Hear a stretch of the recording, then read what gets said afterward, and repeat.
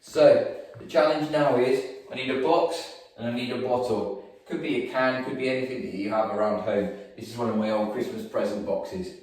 I've got my tennis ball. The challenge is for me to roll to hit the bottle and get both of them underneath for 2 points. I then come and reset it, put this back up. If I hit it and roll it and it just has the bottle underneath, that's only 1 point. Come back and I reset it.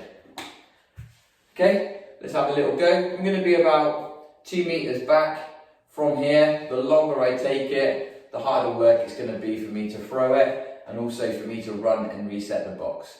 Okay, are you ready? Whoa, no points. Back. Oh, that's only 1 point because the ball is not coming back.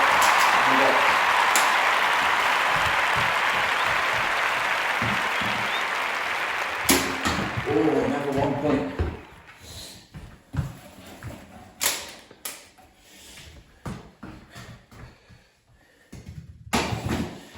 Another 1 point. I'm good at hitting the ball. Need to maybe throw it a little bit harder, I think. Oh, no points. Didn't hit the bottle. Oh, just a 1 point again. Or reset the box.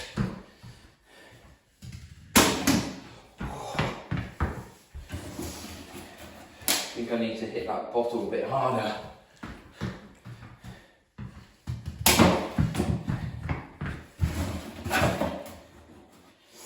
That's another point.